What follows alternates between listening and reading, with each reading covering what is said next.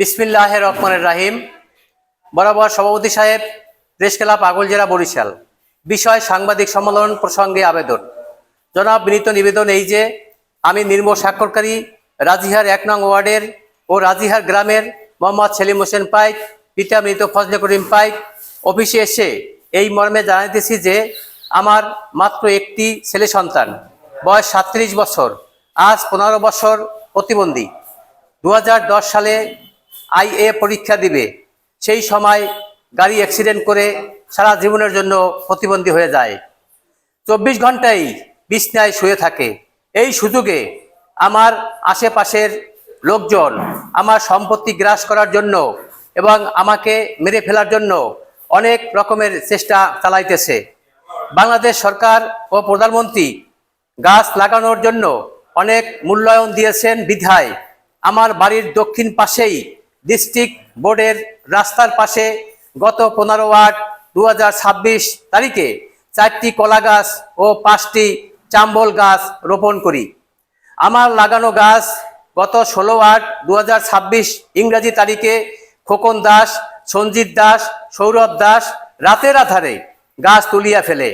তখন আমি বাজার থেকে আসার পথে দেখে ফেলি, তারা দৌড় দিয়ে বাড়ি যায়। পরের দিন 17 আট 2026 তারিখে ওই গাছ আমি আবার রোপণ করিতে আসি। তখন ওই খোকন দাস, সঞ্জিত দাস, সৌরভ দাস আমাকে গালিগালা করে এবং লাঠিসোঁটা নিয়ে মারতে আসে। তখন আমার স্ত্রী আমাকে ফিরিয়ে নেয়। ওই সময় খোকন দাস, সঞ্জিত দাস, সৌরভ দাস চলে যায় আর বলতে বলতে যায় যে শালারা দেখে না, পশ্চিমবঙ্গের মুসলিমদেরকে জীবিত আগুন দিয়ে পুড়িয়ে ফেলে। বাসাইল গ্রামের সাগর নামে এক শালাকে এইভাবে মেরে আগুন দিয়ে পুড়ে ফেলেছি। ওইভাবেই এই শালাকে পুড়ে ফেলতে হবে। আরও বলে 2001 সালে যে কমলা মেম্বার রামশিলে যে নাটক করেছিল, সেইভাবে আমরা পুনরায় নাটক সৃষ্টি করিব। প্রকাশ পায় যে ওই রামশিলের নাটকের সাথে ও বাসাইলের সাগর হত্যার সাথে এরা জড়িত আছে।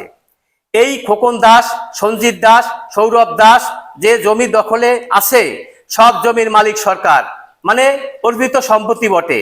সরকারকে কোনো ট্যাক্স লিজ প্রদান না করে এমনকি আমি আমার বাড়ির পশ্চিম পাশে 2126 নং দাগে 42 শতাংশ জমি সরকারের কাছ থেকে নিলামে ক্রয় করিয়াছি 1953 সালে আমার বাবার নামে, এবং আরও 20 শতাংশ জমি আমাকে সহকারী জজ আদালত বরিশাল ডিগ্রি প্রদান করিয়াছে।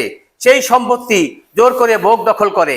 কেননা এই 3 ব্যক্তি সারা জীবন আওয়ামী লীগ করে এবং এই খোকন দাস রাজিহার 1 নং ওয়ার্ডের আওয়ামী লীগ কমিটির একজন সদস্য। কিন্তু বর্তমানে এই 12 তারিখের নির্বাচন করেছে বিদ্রোহী প্রার্থীর নির্বাচন, মানে ফুটবল। কিন্তু আমাদের এলাকায় কিছু কিছু লোকের ভোটের দরকার এবং জীবনে কোনোদিন তারা বিএমপি করে নাই। তারা এখন হাইব্রিড বিএমপি হইয়া এই আওয়ামী লীগ দালালদের পিপিলাইস দিয়ে মাথায় উঠাইয়া মুসলিমদেরকে মেরে ফেলার চক্রান্ত করিয়াছে। যে সমস্ত পাতি নেতারা বর্তমানে হইয়া তাদের নির্যাতনে আমরা থাকতে পারি না, তাই আমি বাদী হইয়া 19 আট 2026 ইংরেজি তারিখে আগলজেরা থানায় একটি অভিযোগ দায়ের করি আমার জীবন বাঁচানোর জন্য। সেটা চলমান আছে। আরও প্রকাশ থাকে যে এই খোকন দাস বিগত 15 বছর আগে ওর জন্মদাতা পিতা কৃষ্ণকান্ত দাসকে বুকের উপর লাথি দিয়ে ওর ভাই মুকুল দাস গলা টিপে মেরে বাড়ির উত্তর পাশে গাছের সাথে গলায় রশি দিয়ে ঝুলিয়ে রাখে। তখন চেয়ারম্যান ছিল হাসমত হাওলাদার। তার ভাই অজেদ আলী হাওলাদার ওর পিতার ধর্ম ভাই। সে আমাদেরকে বলল তোমরা ওদেরকে বাঁচাও, তাই আমরা মিথ্যা সাক্ষী দিয়ে ওদেরকে বাঁচিয়ে দিয়েছি। তার প্রতিদানে ওদের হাতে আমার মরতে হবে। ওরা আমাকে যে কোনো সময় মেরে ফেলতে পারে। আমি 2002 সালে সরকারের কাছ থেকে ওদের এই 10 শতাংশ জমি কিনিয়া দখলে গিয়াছি। এরপর এলাকার গণ্যমান্য ব্যক্তিরা আমাকে ধরে আমার কাছ থেকে জোর করে 30,000 টাকা নিয়ে এই খোকন দাস, মুকুল দাস, শান্তি দাস, মুকুলন্দলাল দাসকে দেয় এবং আমাকে আবারও ওই 10% জমিয়েই তারা দলিল প্রদান করে 20/11/2006 সালে। এখন এই খোকন দাসেই বলে আমি তাদের কাছ থেকে ওই জমি জোর করে দলিল নিয়েছি বা করিয়াছি। ওরা মিথ্যা কথার হাফেজ। এমনকি গত 1957 সালে আমার সাথে ঝগড়া বাজাইয়া, এখানে 57 হবে না 97, একটু ভুল হয়েছে, সরি, 1900, এমনকি গত 1997 সালে আমার সাথে ঝগড়া বাজাইয়া মুরগি জবাই করে সাদা ধুতিতে রক্ত মেখে রাতে লঞ্চে ঢাকা গিয়ে আবুল হাসনাতের কাছে গিয়া বলে সেলিম পেকের জ্বালায় আমরা দেশে থাকতে পারি না। তার পায়ে লুটিয়ে পড়ে। তখন হাসনাত ভাই থানায় ফোন করে দেয়, সেলিমকে 24 ঘন্টার মধ্যে অ্যারেস্ট করো। তাই রাত্র 3 ঘটিকার সময় আমাকে অ্যারেস্ট করে থানায় নিয়ে যায়। পরে 5 ঘন্টা পরে এই এলাকার হিন্দুরাই আমাকে থানা থেকে নিয়ে আসে এবং নাটক ওরা করতে পারে। আরও প্রকাশ থাকে যে সঞ্জিত দাসের ভাই শুভ দাস মানব ব্যবসার সাথে জড়িত। সৌদি গিয়া অনেক লোকের কাছ থেকে লক্ষ লক্ষ টাকা হাতিয়ে নিয়েছে।